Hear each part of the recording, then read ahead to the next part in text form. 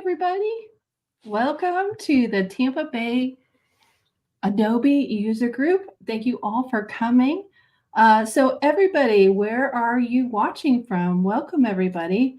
While everybody is writing their responses, I want to introduce a few people here that's on the stage with me. First, Collinx Mondesir is here with us today. Welcome. Thank you for being here today. And also Andrew, who is my co-host for the evening or afternoon. So thank you all for coming. Let's just see who is in the comments area. Okay, so we've got Myra or Myros, and we've got Selah.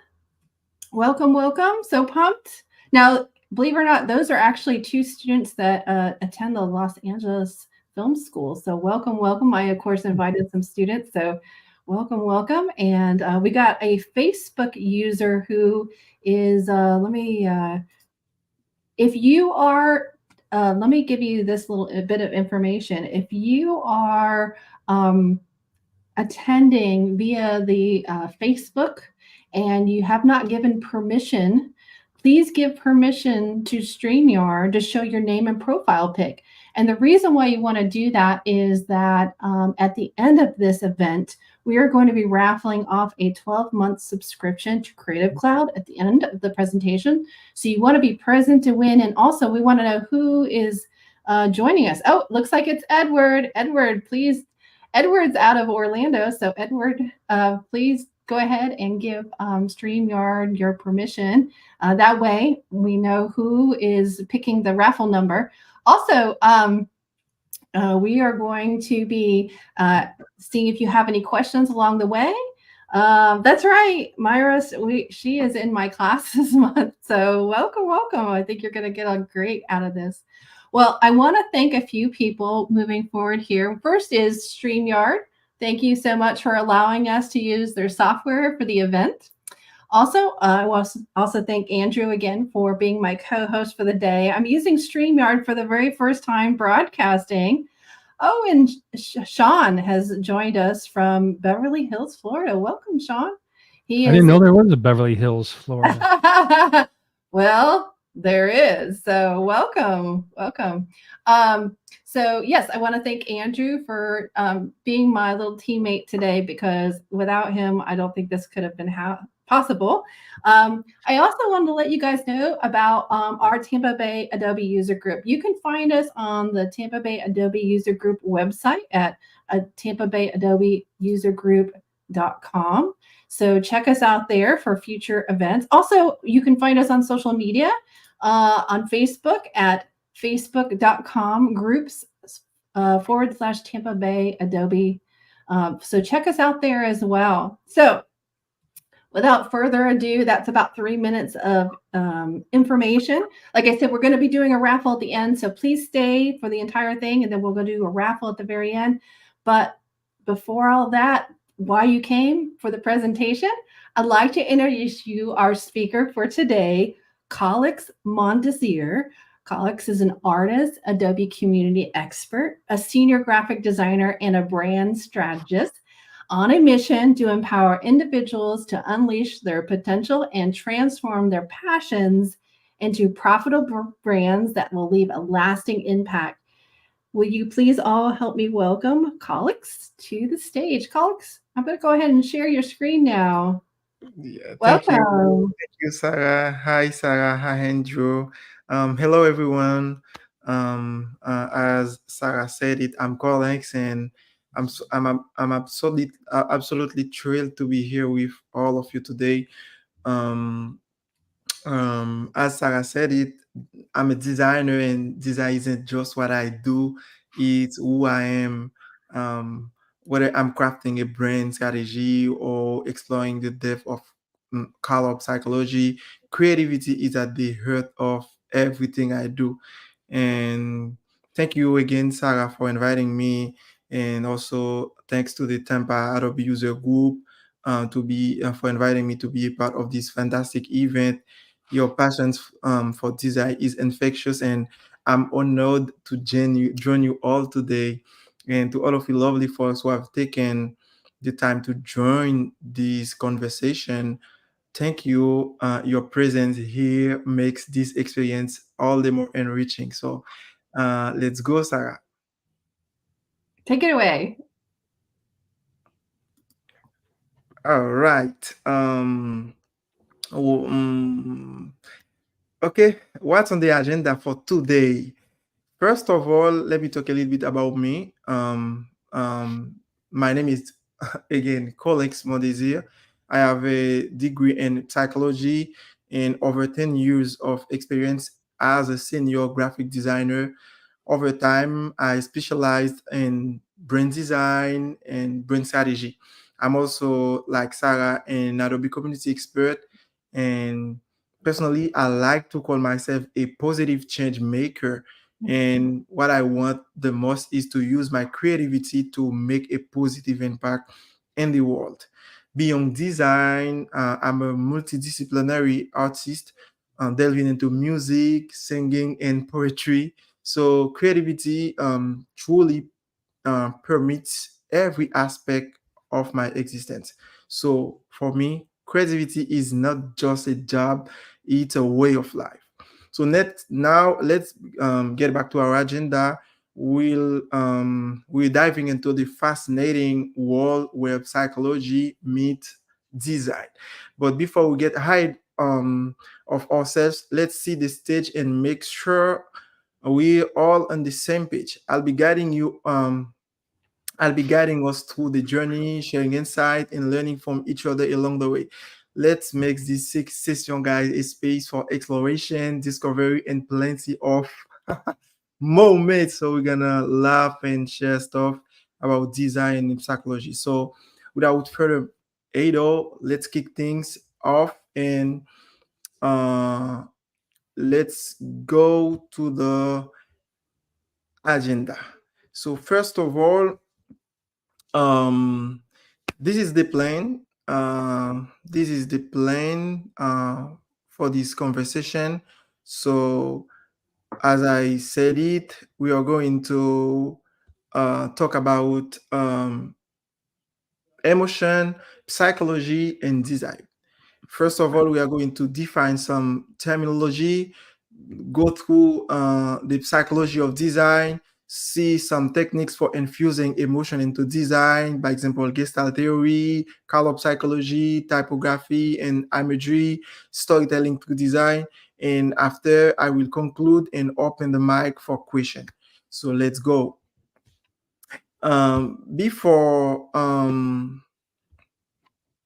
Before going further, let me give some context about the subject. Design is more than just aesthetics. It's a powerful tool for human connection and communication. In today's digital world where visual content is everywhere, design serves as the bridge between brands and their audience, conveying messages and eliciting responses. Research shows that well-executed design fosters emotional connections with consumers, leading to greater brand loyalty and purchase intent. But design isn't just for commercial purposes. It also sparks conversations and drives social change. In a world saturated with visual content, the ability to evoke emotion through design is crucial. Emotion influence decision making and behavior, making emotionally resonant designs more memorable and engaging. Um, Studies have shown that emotionally resonant advertisements, by example, are more likely to be shared and remembered by viewers, highlighting the importance of emotional resonance in design. With consumers bombarded by visual messages daily, designers must cut through the noise and capture attention. Simply being visually appealing is no longer enough. I'm sorry to say that, but design must evoke emotions and create meaningful connections. This is where the world of emotion is in design becomes um, increasingly relevant. Design that elicit emotional responses are more likely to resonate with viewers, leading to higher engagement, brain recall, and conversion. While aesthetics are important, True innovation in design lies in addressing human needs and desires. Human-centered design approaches prioritize understanding users' needs and emotions, creating solutions that resonate on a deeper level, putting people at the center of design process. Designer can create experiences that are not only visually appealing but also emotionally satisfying. In summary, um, design is a powerful medium for human connection and communication, especially when imbued with emotion that resonate with viewers. Moving beyond aesthetics to address human needs is essential for creating impactful and meaningful design. So now that we've done a bit context setting, it's important it's very important to us to define a few keywords. So let's start by defining what emotion are, what emotion are in design, and also what is the meaning of visual messages. So first of all, let's start with emotions. Emotions are the feelings and sensations that we experience in response to stimuli, situations, or thoughts. They encompass a wide range of states from joy and excitement to sadness and fear and play a fundamental role in shaping our perceptions, decisions, and behaviors. Emotions are often accompanied by psychological changes such as increased heart rate or changes in facial expression and can vary in intensity and duration. So now let's see what's the meaning of emotion in design. In the context of design, emotion refers to the intentional incorporation of feelings and sentiment into visual elements to evoke specific responses from the audience. It involves the strategic use of colors, imagery, typography, and layout to elicit emotional reactions that resonate with viewers. Emotion in design goes beyond mere aesthetics. It aims to create meaningful connections with the audience, evoke empathy, and communicate messages on a deeper, more personal level. Now, what is a visual message, or what are visual messages? Visual messages are form of communication conveyed through visual elements such as images, graphics, colors, and typography, rather than through written or spoken language. These messages are designed to convey information, evoke emotions, and communicate ideas to viewers quickly and effectively. Visual messages can be found in various forms, including advertisement, logos, infographics, and website design. They play a crucial role in capturing audience attention, conveying brand identity, and influencing audience perception and behaviors. Now that we've defined our keywords, let's take a look at 2 steps to incorporate emotions in design. Are you with me? Let's go. The first step is understanding the psychology of design. Specifically, we're going to see all human psychology influences design choices. Human psychology Human psychology serves as a guiding force in shaping design choices, influencing how individuals perceive and interact with visual content, drawing from principles such as Gestalt psychology. Designers arrange visual elements to enhance clarity and appeal, leveraging concepts like proximity, similarity, and closure. We're going to see all of those concepts later. Moreover, insight from Maslow hierarchy of needs inform designers or visual creators understanding of fundamental human desires and motivations, leading to the creation of products and visuals that cater to psychological safety, belonging, esteem, and self-actualization needs. Additionally, cognitive psychology plays a crucial role by informing strategy to optimize user experience, considering factors such as attention, memory, and decision making process. So let's get back a little bit to the Maslow's hierarchy of needs. So what is the Maslow's hierarchy of needs? For those who don't know what Maslow's pyramid of needs is, Maslow's hierarchy of needs is a psychological theory that categorizes human needs into 5 levels: psychological, safety, social, esteem, and self-actualization. These levels represent the progressive fulfillment of fundamental human desires, starting with the basic survival needs and culminating in the pursuit of personal growth and fulfillment. So, um, earlier we said that cognitive psychology plays also a crucial role. So, let's see how cognitive psychology could play that role in design. There are 3 things to consider when we're talking about cognitive psychology and design. First of all, in design, cognitive psychology plays a crucial role in understanding how users process information, make decisions, and interact with interfaces. By applying insight from cognitive psychology, designers can optimize the usability and effectiveness of their creations. One aspect of cognitive psychology relevant to design is attention.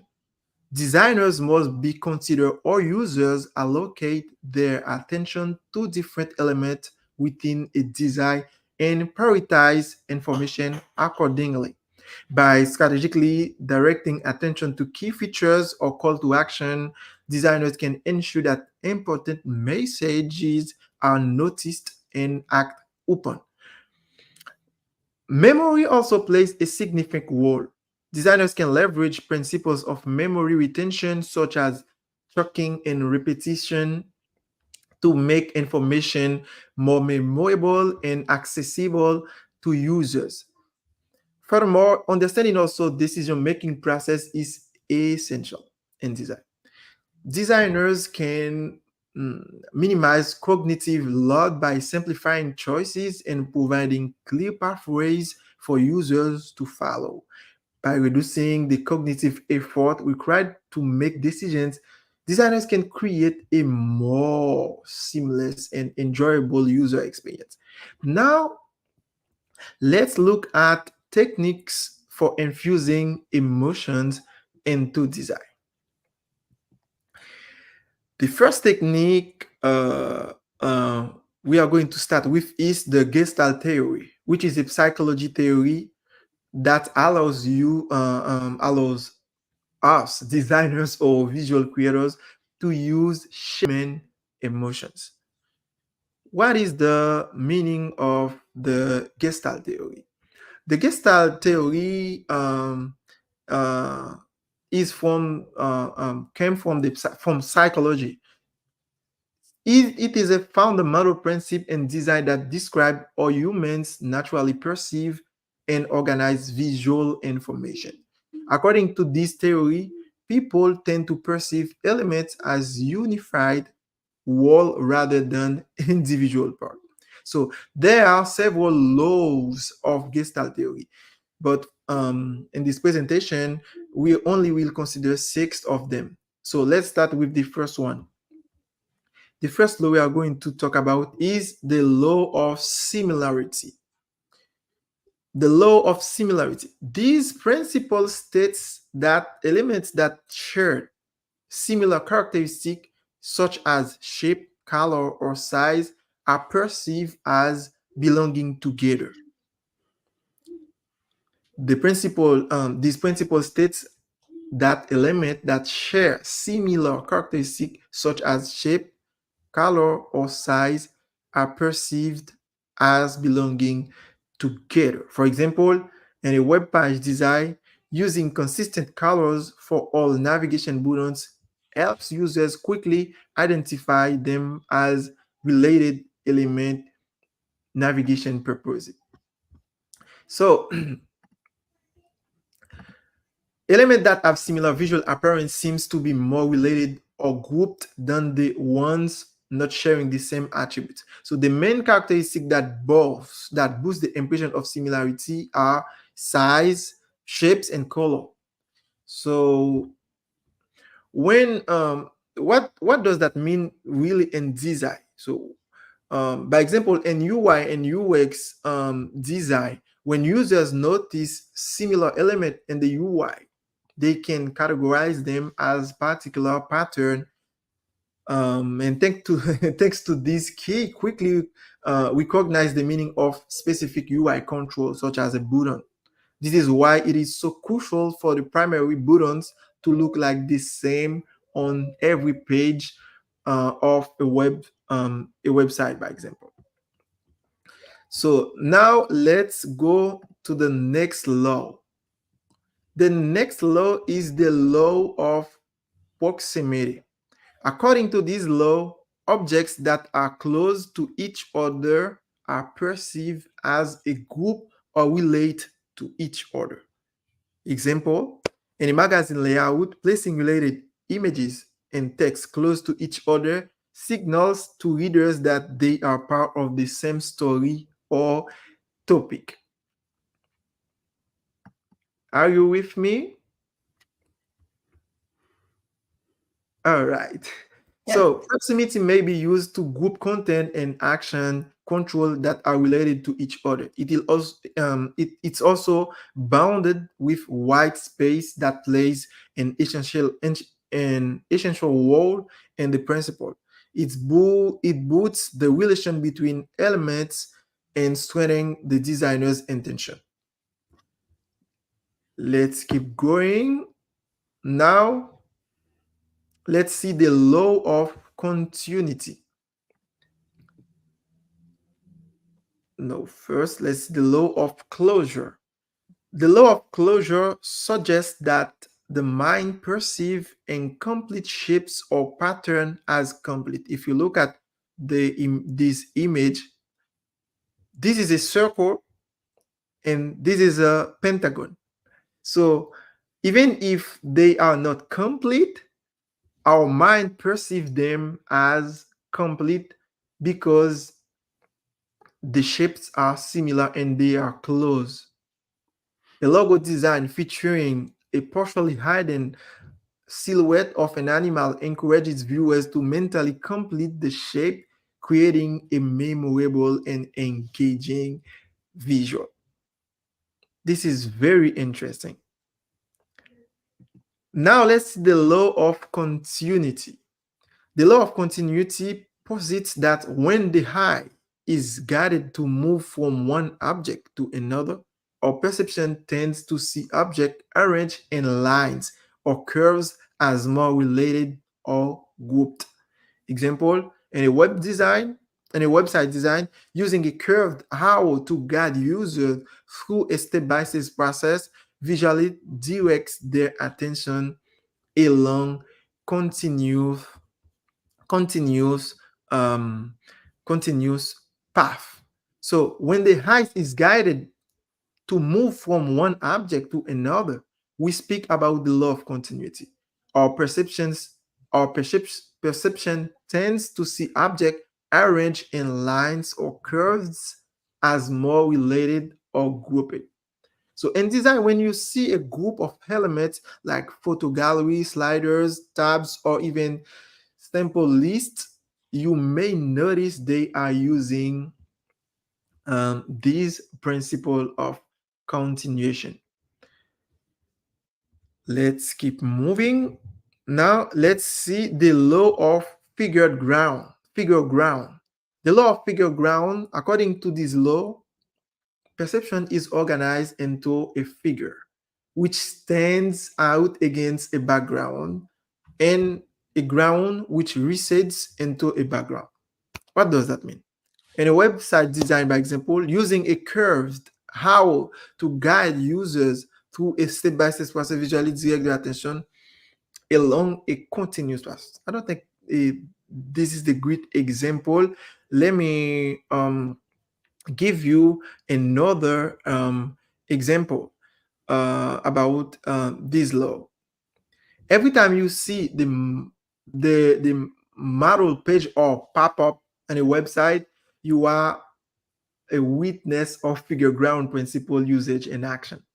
There are several techniques to distinguish plans of focus on mobile. You can use parallax background, by example, semi-transparent overlay, shadows, or blur the element in the background.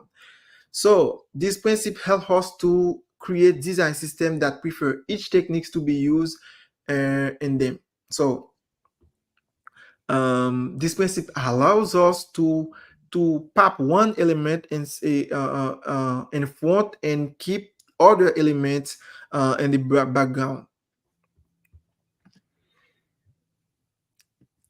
Now let's see the law of symmetry. This law suggests that the mind perceives symmetrical shapes as wholes. Example, think of a butterfly with its wings perfectly mirrored on both sides. Our brains see this symmetry and automatically recognize the butterfly as balanced and complete. So for this law in design, in UI design, by example, when symmetrical navigation menu, by example, tends to be perceived as more stable. The principle is excellent to use when you design galleries or banners. In the other hand, some asymmetric in design can make it more exciting and also dynamic. So Gestalt theory provides valuable insight into how humans perceive and organize visual information, offering designers a powerful framework for creating cohesive and impactful designs. For example, sharp angular shapes such as triangles or jagged lines can evoke feelings of tension, aggression, or excitement, while soft, rounded shapes like the shapes I'm using in my presentation or curves may elicit emotion of calmness, comfort, minimalism, or warmth. Users have specific way of perceiving and interpreting visual messages. So now that we've seen some of the principal laws of Gestalt theory and how they can help us put intention into our visual creation to move ahead with our subject, let's now look at the psychology of color. Color psychology is the study of how colors influence human emotions, behaviors, and perceptions.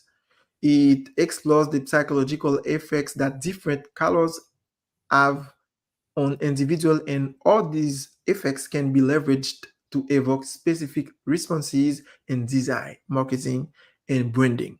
So colors have a profound impact on human psychology, often evoking specific emotion and association. For example, red is commonly associated with passion and energy, while blue conveys tranquility and trust. Yellow exudes positivity and optimism, while green represents um,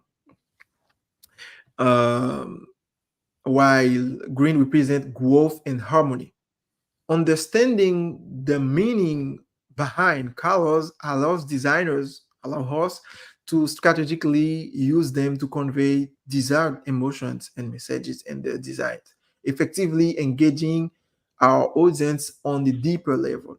So let's see how you can leverage the power of color psychology to intentionally evoke specific emotions and our visual and your visual creations. The first tip I'm going to share with you is color associations.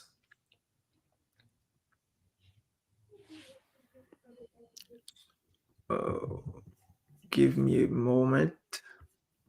Yep. So,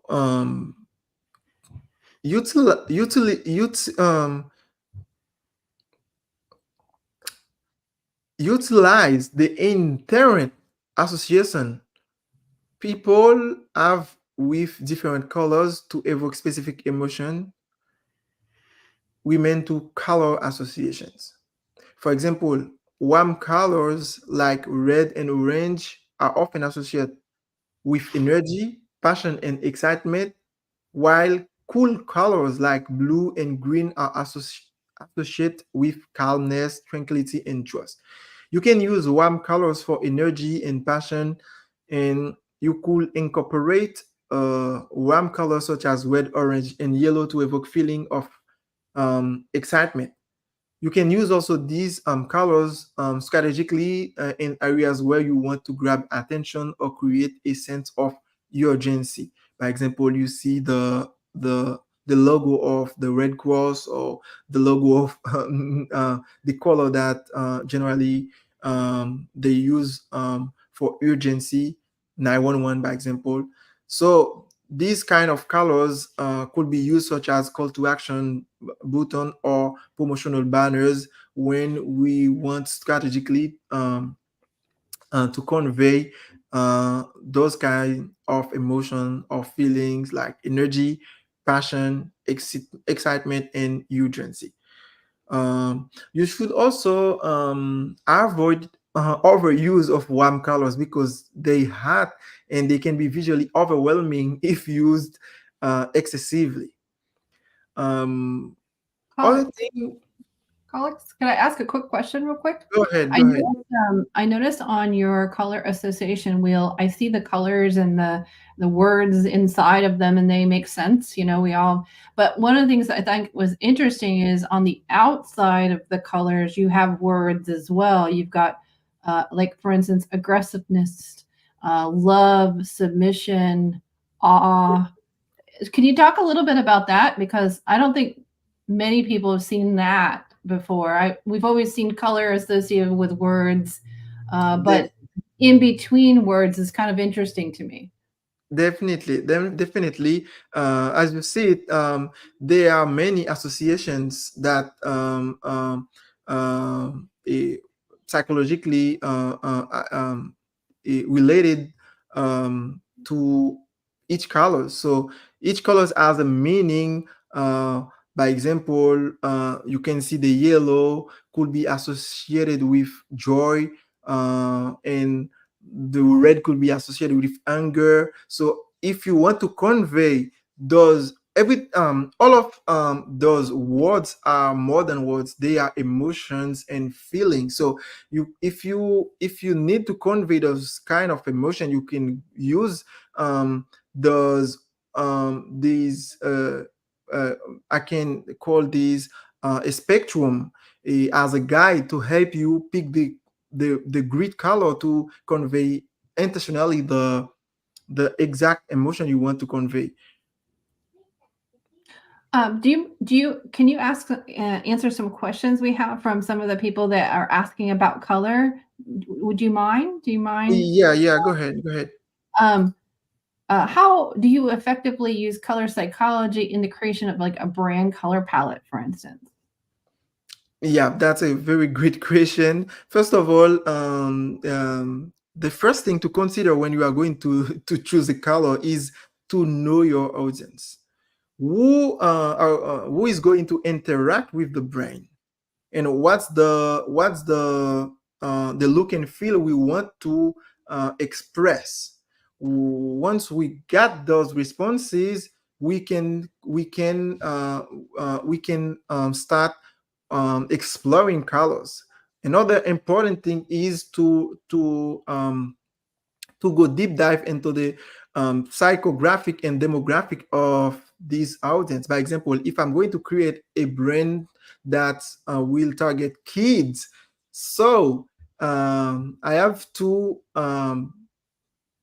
choose the look and feel that will resonate with kids. So I can't use cold colors on a brand that will target kids. You understand? The same thing for a brand that will target that will want to express luxury, or that will want to entertain people, like Netflix, by example. So, uh, three things to consider when you create a brand before choosing a color palette. You should know the audience, um, decide strategically what kind of the look and feel you want to express, and what kind of emotions you want to convey with the brand. So I can also add what kind of story you want to tell through the brand identity. So when you set up those things, you can carefully choose one color or two, or create a palette to define to complete the overall brand identity. Excellent. Thank you for sharing that extra Yeah, detail. yeah. So I can continue. Sure, sure. Yes. Please continue. Yes. I was saying that if you want to express calmness and trust, you can choose cool colors. So when I'm talking about cool colors, I'm talking about blue, green, and purple. Those colors help us evoke feelings of calmness, tranquility, and trust. You can use these colors and spaces where you want to create a sense of relaxation or convey professionalism and reliability. For example, many of bank or security companies use blue to express that kind of professionalism and reliability. So the next step uh, we are going to talk about is um, color combinations. So um, combine colors strategically to amplify emotional impact. um, you can you should definitely be very intentional in which color you're going to use to create a palette when you designing a brand, which use colors adjacent to each other on the color wheel, create harmony and evoke subtitle cohesive emotions. On the other hand, you can use also um, complementary color schemes, which use colors opposite each other on the color wheel to create contrast and evoke dynamic, intense emotion. So for a brain, there are two ways they are complementary. So there are, first of all, the primary colors, which are the most used colors of the brain, and also secondary colors, that are colors we will use to support the primary colors and create a sense of to evoke dynamic and intense emotions. So the last thing about color combination, we should create contrast. Use contrasting colors to create visual interest and evoke dynamic emotions. You should also incorporate contrast strategically to highlight important element or creating emphasis within your design, such as using a bold accent color against a neutral background. By example, you saw I have a nice gradient there, and I use the white color to create a contrast, and also use the yellow on the black to make it pop and relevant. That's create a nice dynamic and keep it very interesting for the viewers. So now it's very important to consider the color context. Consider the context in which color are used to influence emotional responses. For instance, the same color may evoke different emotions depending on its application. We have a perfect example. Netflix is red, and Red Cross is also red. So for one, it's entertainment. For another, it's urgency. I don't know if you get the difference. It's very important to consider the context in which colors are used, because the same color may evoke different emotions depending on its application. A soft pastel blue may evoke feelings of serenity when used in healthcare, while it may convey coldness or sterility when used in the tech environment. So you should be very careful and consider the color context.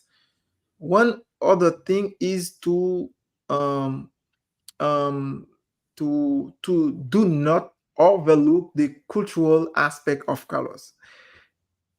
Recognize the cultural significance of colors. Um,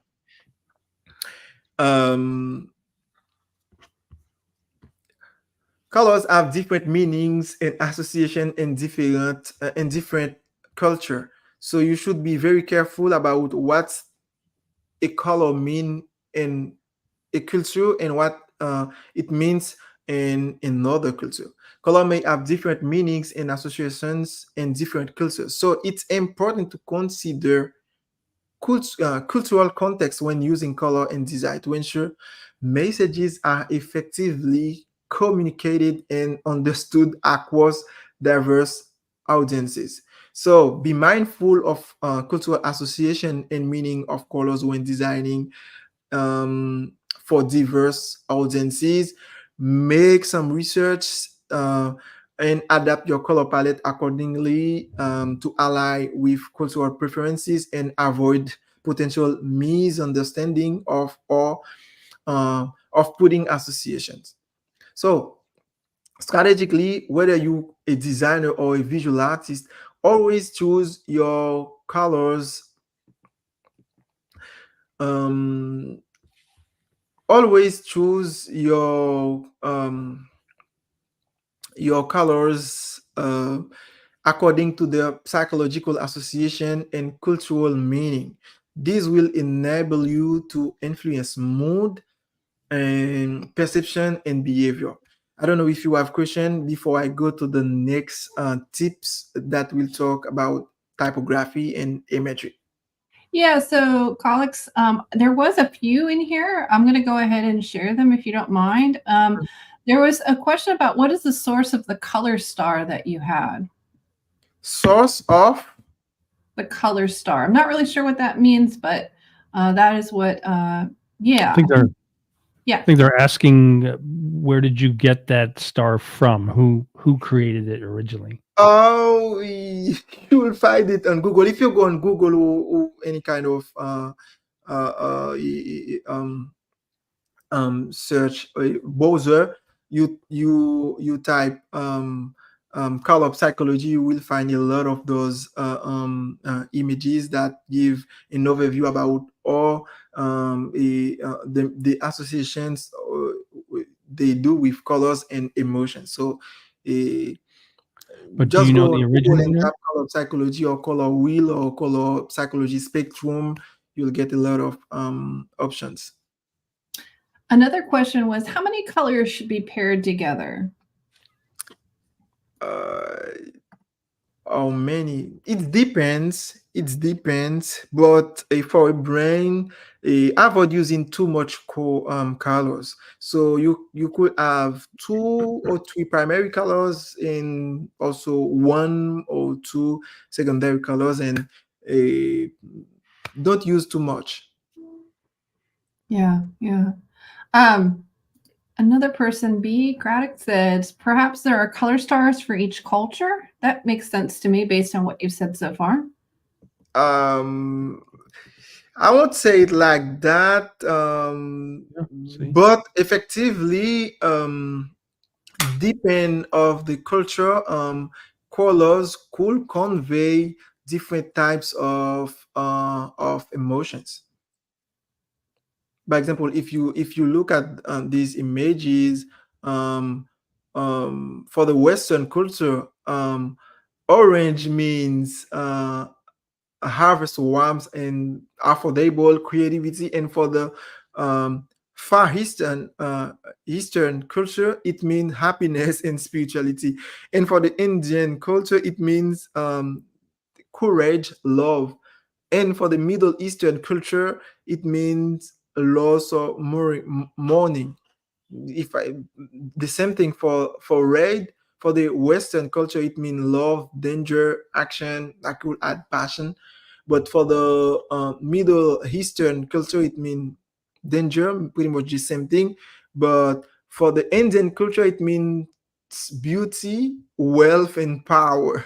So there are some similarities, but for each culture, we should be very careful about the meaning when we are creating brands for several cultures. Great job. Great job. I think that is all the questions about color. There was one from the very beginning. It had to do with, it was a general question. It was about how to adjust your designs for a public's shrinking attention and memory span. Or what's the question?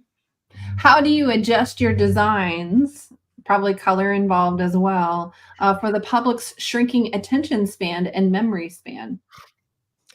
Uh, this question is ask me that's what I'm talking about. This overall conversation is to be able to do that, to adjust design so it could be relevant. So it's about gestalt theory, psychology of colors, typography, imagery, and everything. Selah has, how do you get your colors to play along with each other? Do you change hues and saturations, brightness, or maybe just usage? Or you could repeat, Sarah? Yeah, sure. The question was, how do you get your colors to play along with each other? Intermingle with each other. Do you change hues? Do you change saturation or brightness, or maybe just usage?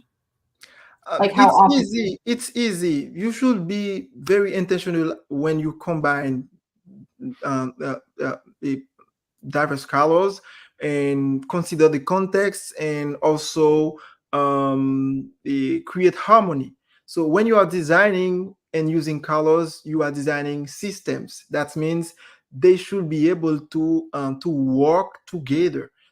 So if I have one color with a dark color, I know that the next one should be light, because the dark color will support the light one.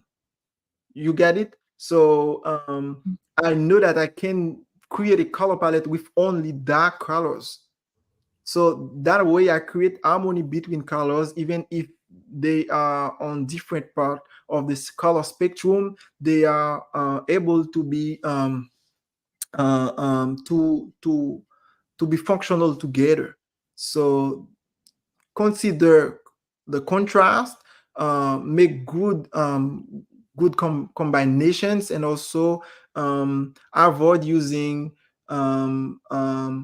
colors that are too closed, and also uh, combine bright and dark colors so you can get the great contrast, and they could be functional and create a system. Good. All Yeah, right. All right. great questions. Thank you. You're very welcome.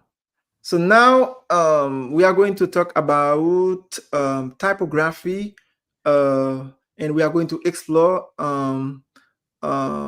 or we can use font styles and imagery to effectively convey mood and tone through visual messages. So typography is more than just selecting font. It's the art and technique of arranging type to make reading language legible, readable, and visually appealing. In design, typography plays a crucial role in conveying tone, personality and meaning. From elegant scripts to bold sans serifs, each typeface carries its own unique characteristics and evokes distinct emotions. So we're gonna see three techniques behind using typography, and all designers can leverage typography to convey mood and tone effectively. So the first one is font selection. When you are designing a brand or just a flyer, a poster, or in a website or whatever design project that where you are going to choose font, you should be careful. You should be careful about the selection of the font you are going to use. So you choose fonts that aligns with the desired mood and tone of the design.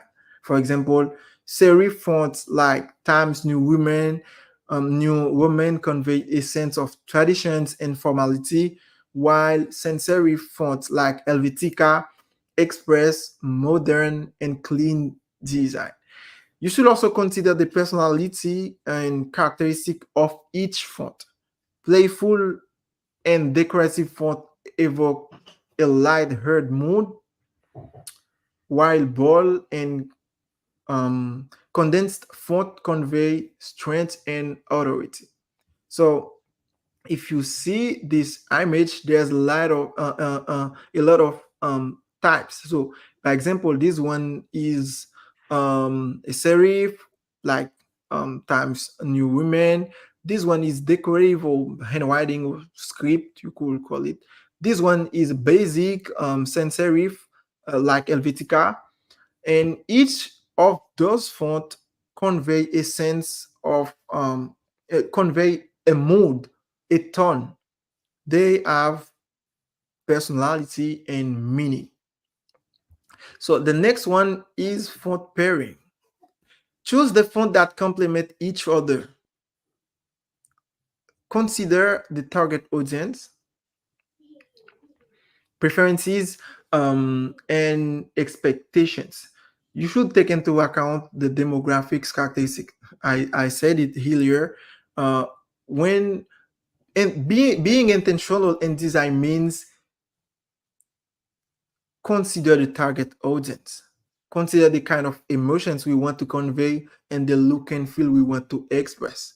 So before choosing a font or before pairing a group of font, you should take into account the demographic characteristic. Check cultural background and stylistic preferences of your target audience. Tailor your font pairing choices to resonate with their taste and expectation, ensuring that the typography appeals to their sensibilities and enhance their user experiences. You should also reflect on the desired look and feel. Think about the overall aesthetic you want to achieve with your design, whether it's slick and modern, playful and whimsical, or classic and elegant. Your font pairing should complement the visual style and contribute to the overall atmosphere of the design. The one last thing about font pairing is to ensure the font pairing resonates with the overall theme and message. Align your font pairing choices with the theme, tone, and purpose of your design. That's what I'm talking about, being very intentional.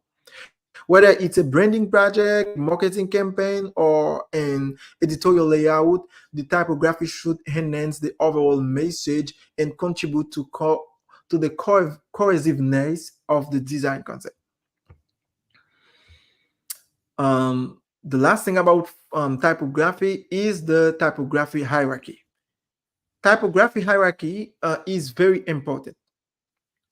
You should establish hierarchy within the typography to emphasize key elements and guide the viewer reading experience. Use variation in font size, whether um, in font size, weight, and style to differentiate between headings, subheadings, and body text. If you see there, by example, this is an heading. If I go back, this is a main title. If I go there, you see, this is a big title, and this is a subheading or heading, but it's a part of this big title, and this is a body text. So look at how I play with font style and sizes to create a hierarchy. So when you are looking the screen, you immediately see what's the most important and uh, uh, what is what's the most important on the screen. So let me go back to where I was. Yes, I was talking about typography hierarchy.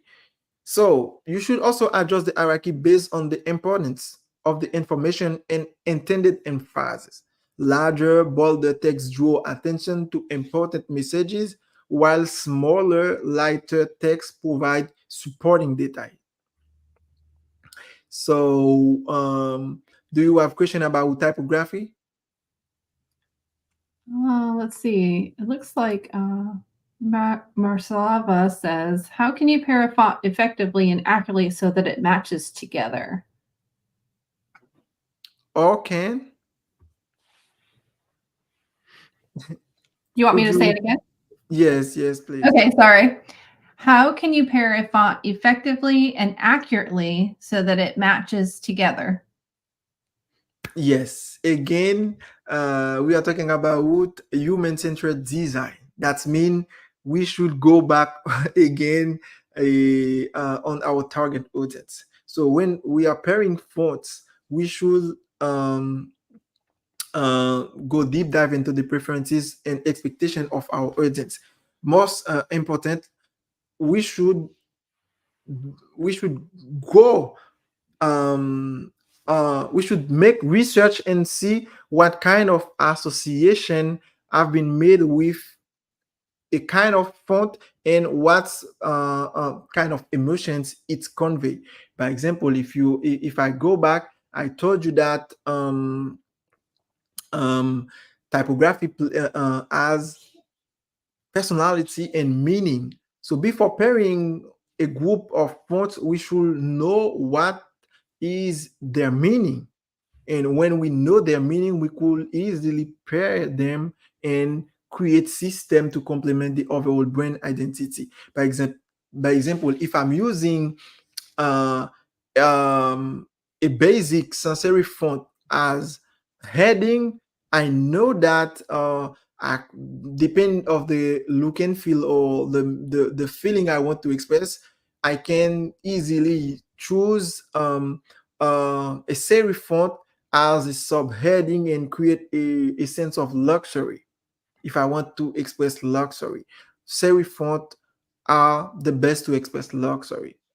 If I want to express joy, I can go back and use and combine and pair um, decorative font or handwriting font. Great, great. So if you see, if you look at this image, those are heading, and for the body text, depend of the brain or the kind of emotion we want to convey.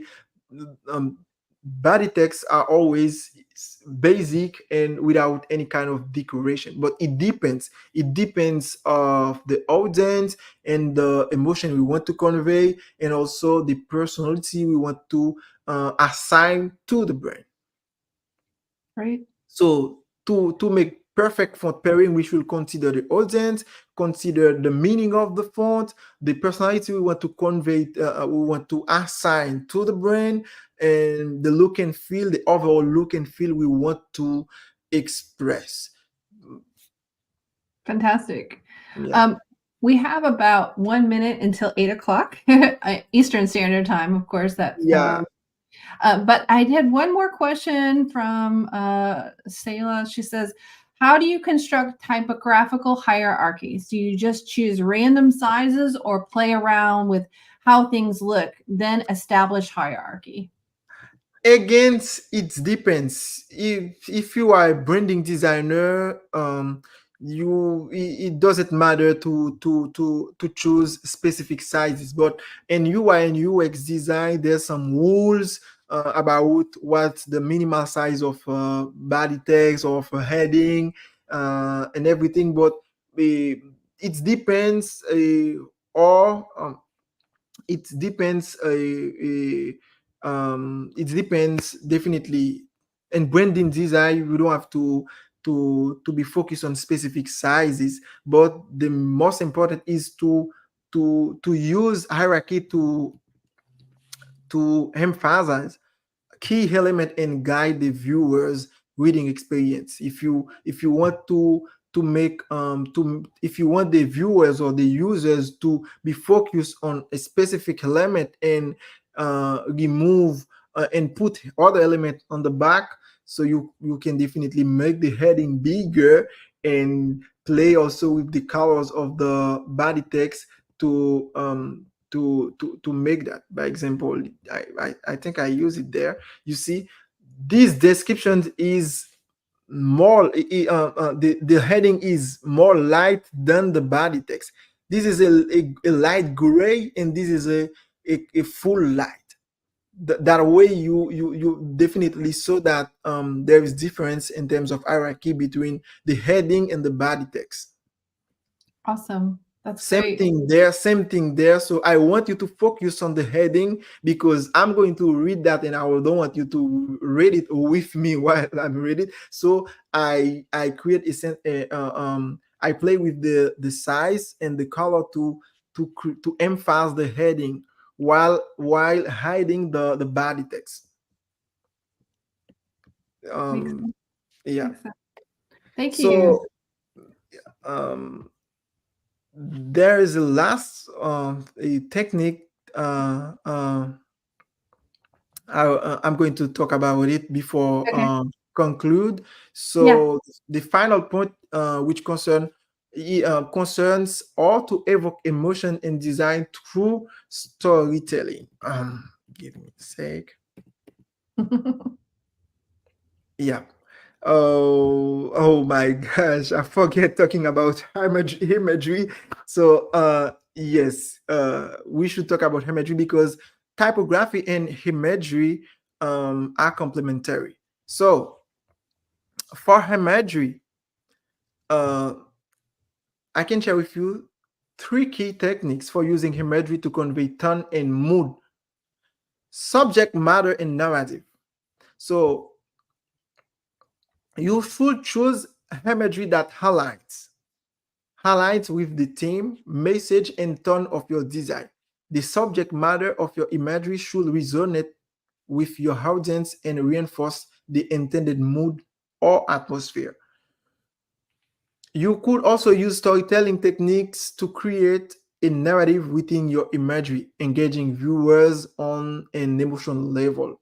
And also, you could incorporate element of symbolism and metaphor to add layers and meaning and depth to your imagery, inviting viewers to interpret and engage with the visual narrative on a deeper level.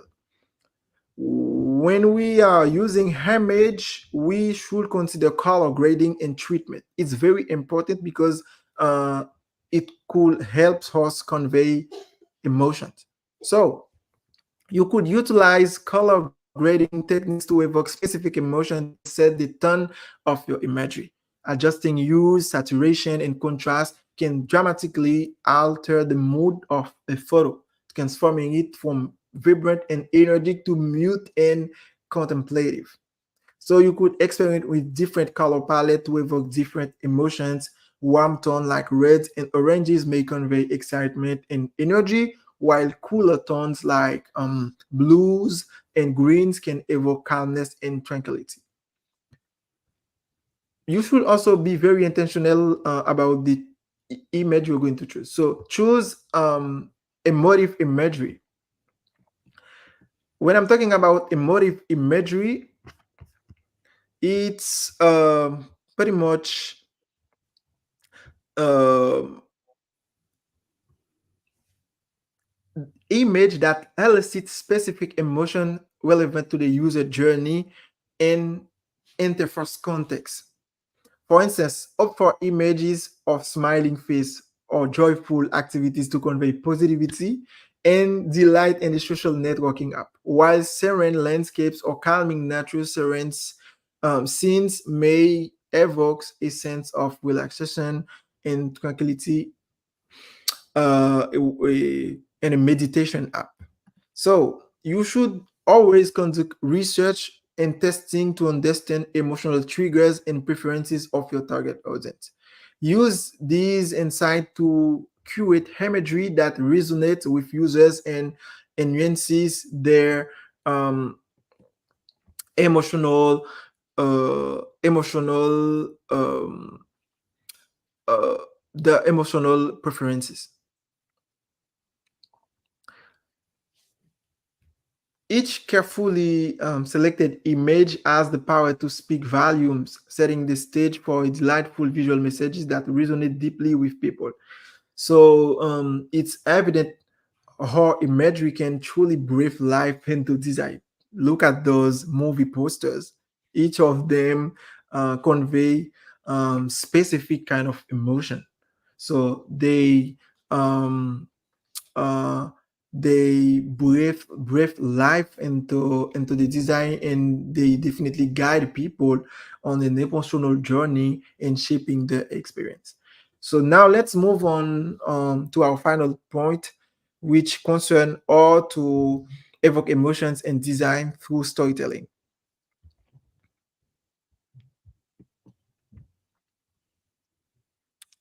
All right. So engaging emotion through narrative is all about weaving captivating stories into our designs to connect with users on a deeper level. It's like crafting an immersive journey where every element from visuals to interaction plays a role in, in unfolding the narrative. First of all, you should focus on visual hierarchy. Organize your design elements in a clear and logical hierarchy that guide the viewers right through the story. Use size, color, and placement to emphasize important information and create a narrative, natural flow. After you should also start with a strong focal point that captures attention and draws the viewer into the narrative.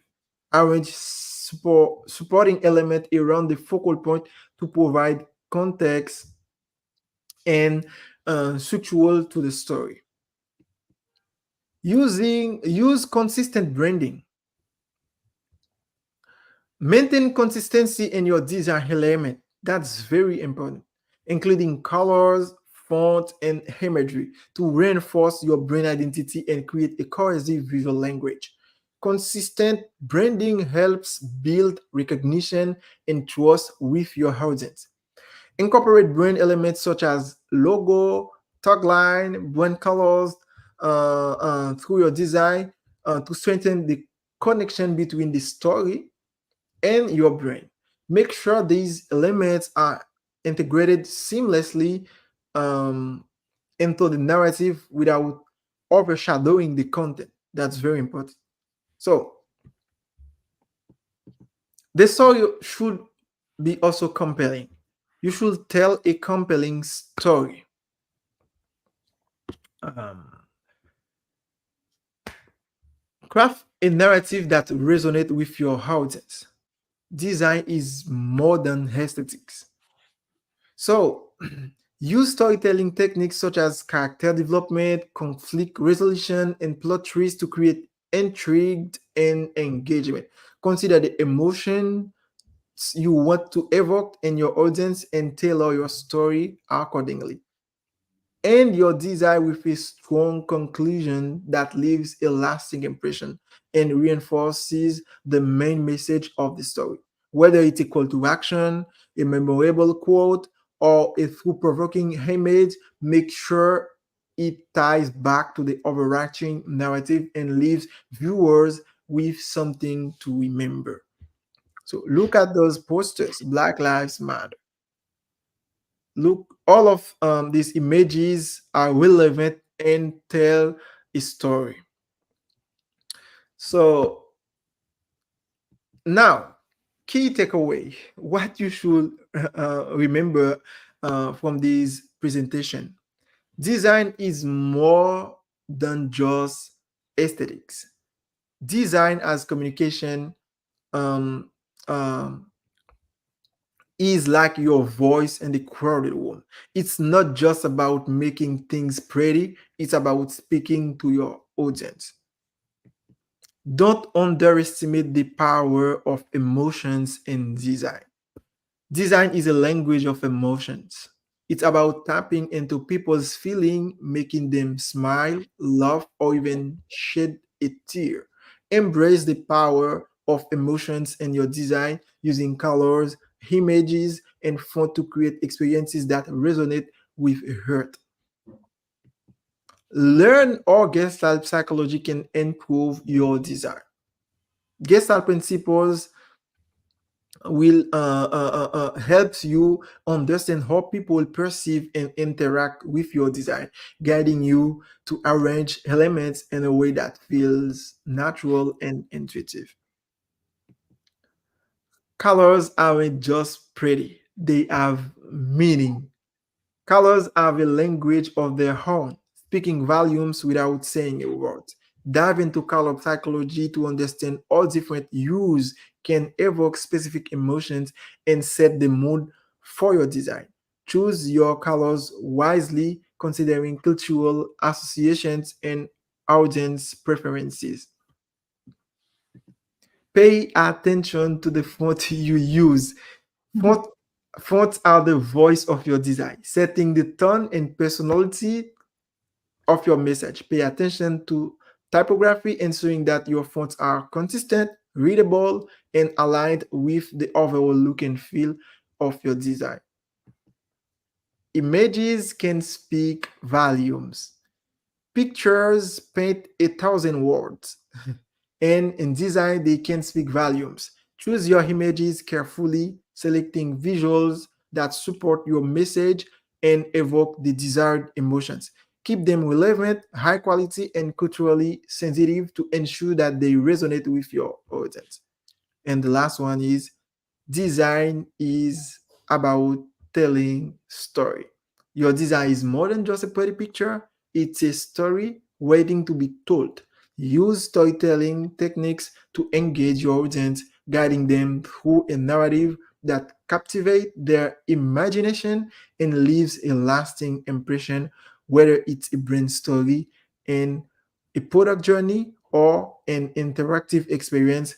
Let your design speak for itself. Thank you, everyone. Thank Sarah, you. Thank your you. mic is yours. Yeah, there was one question that came up right at the very end. I'll go ahead and throw it up on the screen. And while the question's up on the screen, I'm going to ask everybody that's on the call if you want to get in on the raffle. I would like for you to pick a number between the numbers of 50 and 85. Pick a number between 50 and 85. I pre-selected a number somewhere between 50 and 85.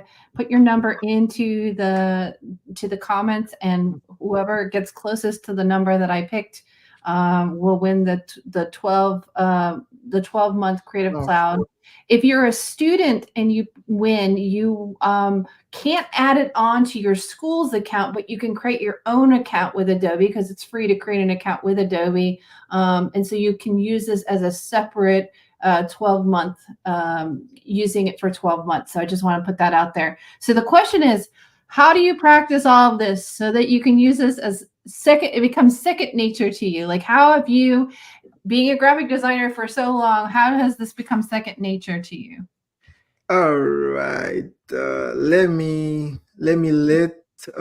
my design speak for itself. I'm going to share with you some one or two example of my work and or do I applied all of a all of um, all of those principles. Okay. So feel free to share your screen. And Yes. while he's showing the screen, I want to remind you the number needs to be somewhere between 50, the number 50, and 85. So if you gave me 18, for instance, that's not going to work. So if you could pick a number between 50, number 50, and the number 85, please put your numbers in there.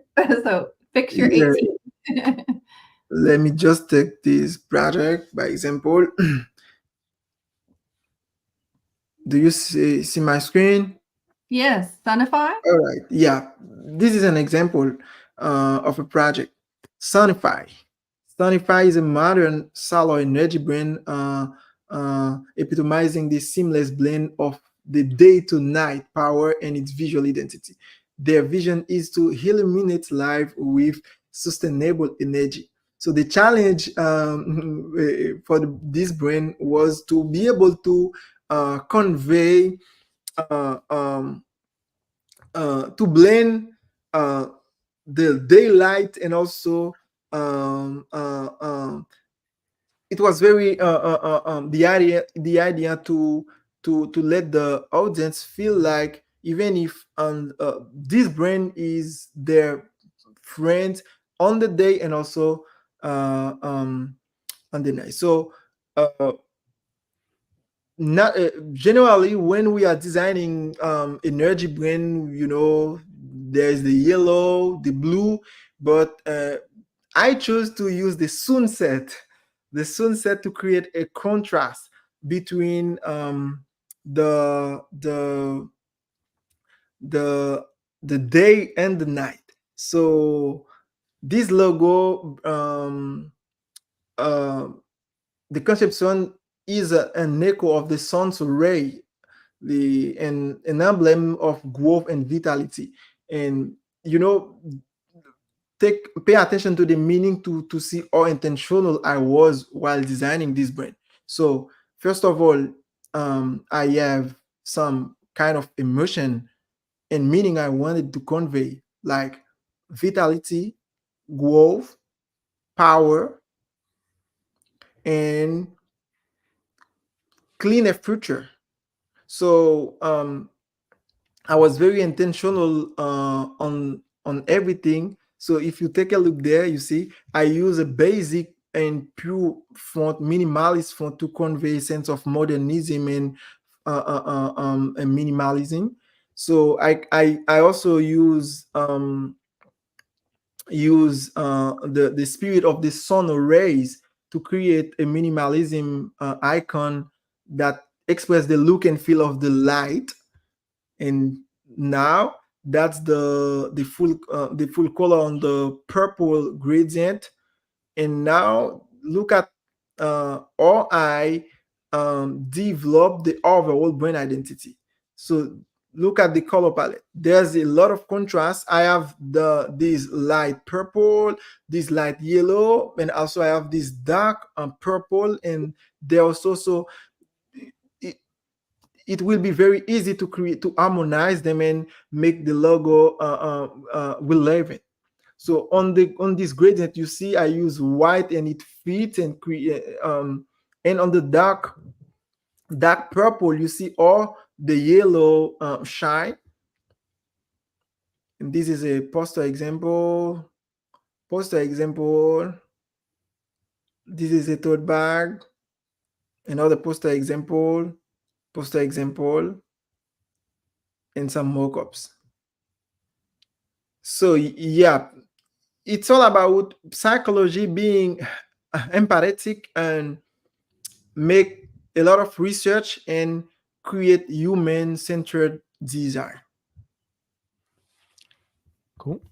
I can share also. Let me open another one. For this one, the owner wanted to convey a sense of luxury. So look at the brand and let me know if you feel that it's a luxury brand. Do you feel that it's a luxury brand? Yes, I think it looks like a luxury brand because of the Yeah. gold. Yeah, there is a gold. The font is a serif font. The main heading, the color palette. imagery also are premium. So look at the look and feel. Even on black and white, it is still premium.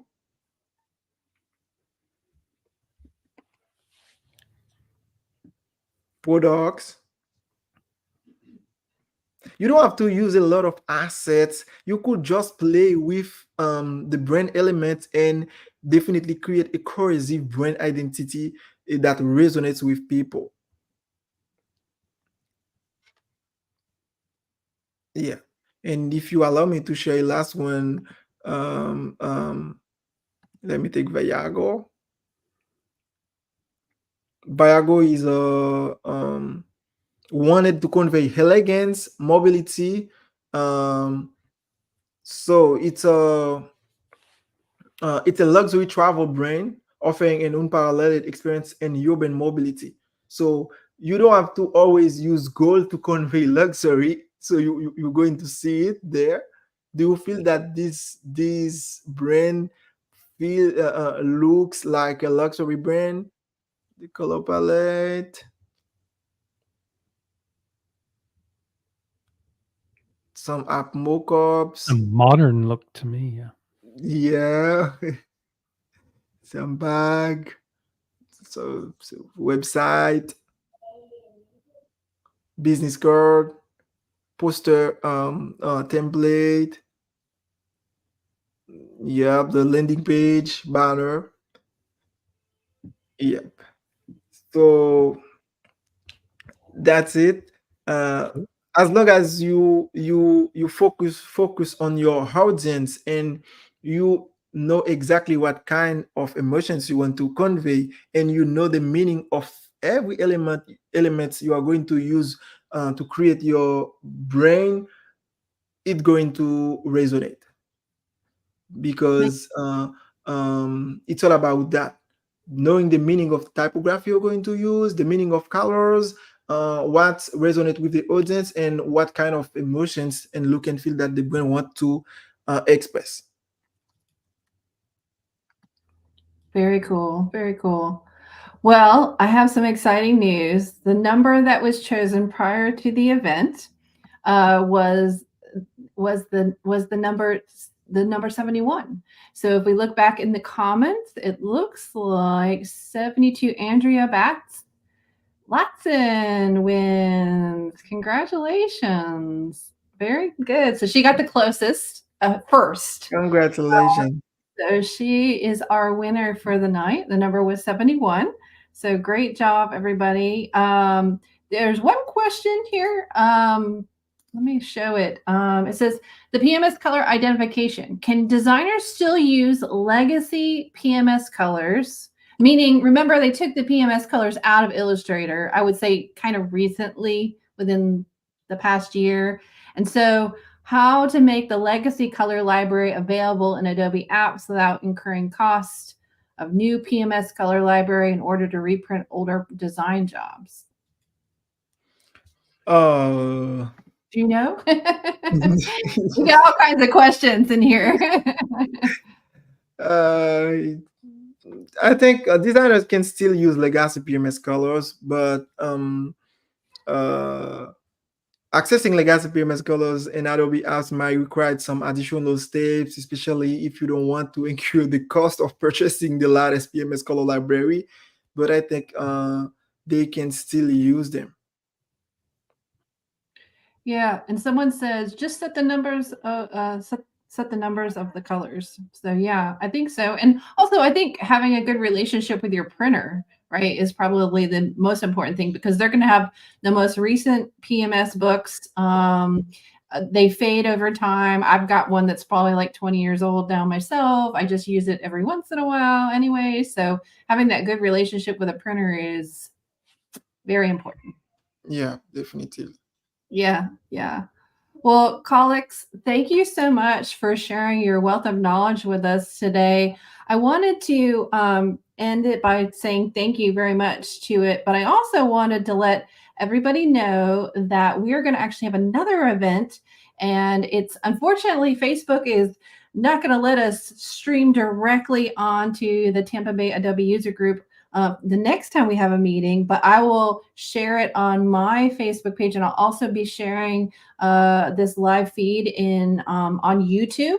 So we will still have some opportunities, but I wanted to share with you guys while you're still on the call that the Tampa Bay Adobe User Group is going to be having Curtis Ying.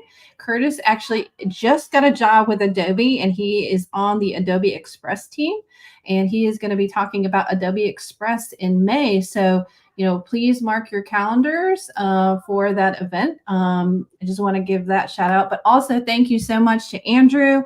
Thank you so much to Collinx for all of your presentation tonight. And also a big congratulations to Andrea for winning the Creative Cloud 12-month subscription. Congratulations. And thank you all for coming. And it's been a pleasure serving you all tonight. And like I said, be sure to stop in. And Sayla says, thank you so much, Mr. Mondesir. So great job, everybody. Thank you all for coming. And thank you for sticking around. And we love you so much. And we can't wait to see you next time. So take care, everybody. Sarah. Bye-bye, everyone. Thank you. Bye-bye, everybody.